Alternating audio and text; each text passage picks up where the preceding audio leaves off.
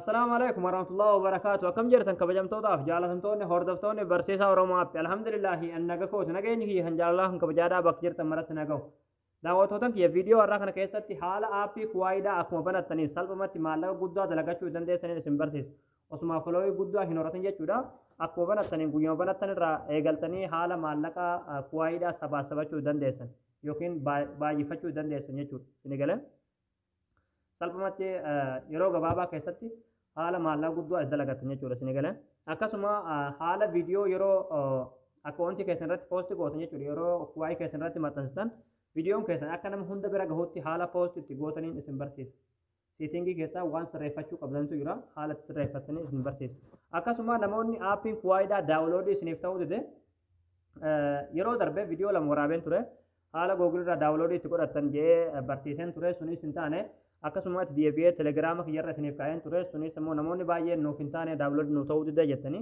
har'aan tana haala salphumatti warri daawuloodii hin godhatin jechuudha daawuloodii itti godhachuu dandeessaniin isin barsiisa. Egaa daawwattootaan kiyya gama barumsaatiin darbuun duratti warroonni yuutuub chaanaala keenyaaf haarootaa tan baga nagaa dhuftan jechaa barumsa dabalataa argachuudhaaf chaanaala keenya sabiskiraayib gochuun dagantinaadha. Yeroo sabiskiraabii gootan barumsi asirratti dabarsinu guyyaan guyyaan nama dura akka isin bira ga'uuf mallattoo notifikashinii sana killik itti godhaadha achi booda ool kajettu irra kaayyadhaadha. Barumsa keenya yoo isinitti tolee isin gammachiise viidiyoo keenya laayik sheer gootanii namoota baay'ee biraan ga'uun dagantinaadha. Egaa gamanummaan hanga barumsaa isin dabarsaa hanga xumura viidiyoo kiyyatti obsaan afaana turaan hordofaa isiniin jedha.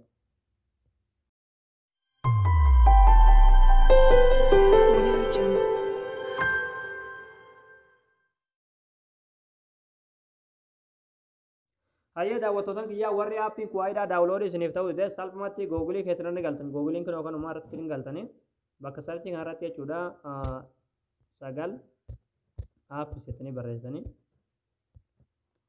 achi booda haala kanaan isinii dhufa yeroo haala kanaan isinii dhufe asirra gad deebitaniiti gaduma deemtanii kunoo asirra ni jira jechuudha sagal aappis daawulood kan jedhamu kilikni gootanii achi booda daawulood app kan jedhamu yeroo irratti kilikni gootu achi booda daawulood bikee faayil kan jedhamu ni jira kilik irra gootu achi booda daawulood ni gootu jechuudha achi booda haala kanaan daawuloodii isinii ta'uu eegala hanga daawuloodii ta'uu ni eeggatan jechuudha isinii gala kun amma daawuloodii ta'aa jira egaa aappiin kun hedduu tokko bareedaa jechuudha kun pilaastooriiti appilikeeshinii firii hin ta'in jechuudha appilikeeshinii maallaqaan pilaastoorii keessatti gurguramu hunda as keessaa firii argachuu dandeessan jechuudha isinii gala appilikeeshinii pilaastoorii keessatti maallaqa nama gaafatu as keessaa firii argachuu dandeessanii deebitanii amma yeroo daawuloodii isinii ta'e faayilii keessan irra galtan jechuudha isinii galee maay faayilii keessan irra galtanii achi booda haala kanaan kun asirratti argattu maay faayilii kanarratti kilik gootanii aappii kana kana instaal godhatanii yeroo aappiin kun daawuloodii isinii ta'e aappii kana keessa jechuudha kan kuwaayii daawuloodii godhatan kan amma oopinii ta'e oopinatti kilik goona achi booda haala kanaan eeyyaman kennaa fi koontinuu kilik goona achi booda haala kanaan nuuf banamuu eegala jechuudha nuufummaa asirratti margaa jirtan nuuf banamaa jira haa banamu okay nama banamee jira amma wanti gochuu qabdan asirratti iskeeppii gootanii ammallee wanni gootan bakka sarchii matarratti jechuudha kuwaa jettanii barreessan kuwaay short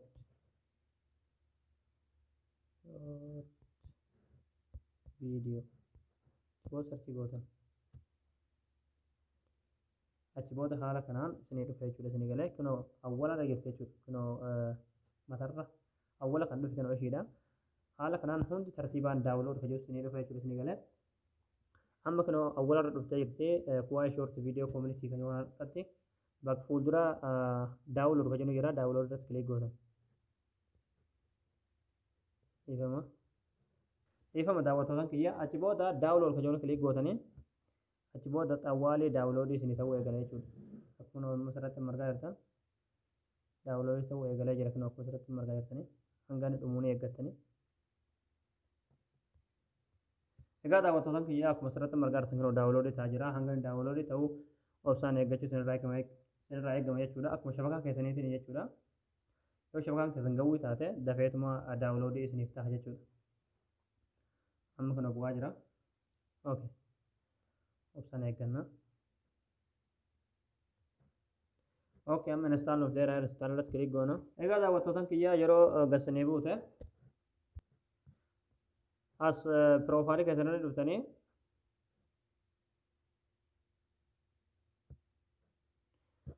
egaa yeroo haala kanaan asitti isin fide jechuudha. As profailii keessatti dhuftanii achi booda yoo barbaadan Facebook keessanii wal qabsiiftanii banachuu dandeessanii, yoo barbaadan ammoo Google wal qabsiiftanii banachuu dandeessanii, yoo barbaadan ammoo lakkoofsa bilbilaatiin banachuu dandeessanii jechuudha. Nama lakkoofsaan banadhee duraan waan ta'eef kanuma duraan isin banadha. Continue yoo nasti godhe amma lakkoofsa kiyyaan itti guutee banadha jechuudha. Isin yoo barbaadan lakkoofsaan banachuu dandeessanii jechuudha. Lakkoofsa kanaan banadha next click goona. Achi booda koodii bilbila keessan irratti isiniif erga jechuudha. Isin gara koodii bilbila keessan irratti isin erga. Ani duraan garuu waan banadhee qabuuf paaspoortii mana isheen koodiin hin seenu. Okay. Okay. Namni kun seen akkuma amma argaa jirtan kana. Amma haalli salphumatti yeroo gabaabaa keessatti jechuudha. Follow xiqqoodhaan maallaqa guddaa irraa dalagatan jechuudha. As profailii keessatti dhuftanii achi booda solitti jechuudha. Fakkiin dahabaa yookiin warqii ni jirti. Kaa kanarratti click gootanii achi booda haala kanas sanduuqa kana isinii bana. Amma wanni gochuu qabdan jechuudha. Yeroo gabaabaa keessatti yaa'anii birrii sabachuudhaaf asirratti afaan arabiffaatiin jirti hiini nas kajoo ni jira. Irratti click ni gootanii yookiin tuqaa tuqaa sana click ni gootanii achi booda copy link kajoo ni jira jechuudha. Isin galee copy link kana godhattanii jechuudha. Linkii kanaan namoota baay'eedhaaf ergitan jechuudha. Gurubbiin tahee namoota WhatsAppiidhaan walii barreessaniif ta'ee haala kanaan linkii kanaa paste gootanii ergitan.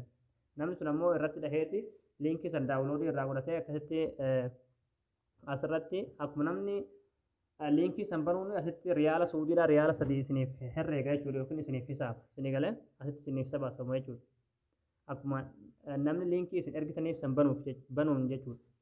Fakkeenya namni tokko namni lama namni 3 yoo isin bane nama tokkorraa riyaala suudii 3 argattan. Isin galee haala kanaan namaaf ergitanii wanni godhachuu dandeessanii jechuudha. Inni biraadhaa ammoo haalli viidiyoo keessan yeroo irratti maxxansitan viidiyoon keessan akka nama baay'ee bira gahutti poost itti gootan jechuudha. As fakkiin aayiikoonii seetingii ni jirti irratti kilik ni gootanii achi booda private settings ni jira irratti kilik ni gootu. Achi booda private account jettuun yoo banaa taate ofii gootan. Isin galee haala kanaan ofii gootan. Kan hundumaa yoo ofii gootan rakkoo hin qabu jechuudha yoo banaa jiraate. Haala kanaan viidiyoon isin maxxansitan nama baay'ee bira isiniif gaha jechuudha yookiin nama hunda bira isiniif gahaa jechuudha. Isin galee egaa daawwattoota kiyya haala kanaan aappii kuwaayii kanarraa maallaqa salphumatti osoo follow xiqqaadhaan dalagachuu dandeessanii akkasuma viidiyoo keessan yeroo gad lakkiftan akka nama baay'ee bira gahutti haala kanaan gad lakkisuu dandeessanii warri immoo daawuloodii isinii ta'uu didee haalaa silatti isin agarsiisanii daawuloodii godhadhaadha. Egaa isin egaa jeetan abdii qabaa barnoonni keenya kanarraa asirratti raawwataa barumsa dabalataa argachuudhaaf viidiyoo keenya namni baay'een argee kan raaffaatimu laayik sheer gootanii namoota baay'ee biraan ga'uun dagatanaadha. Barumsa biroos nagaa walitti deebinutti waan hordoftaniif galatooma.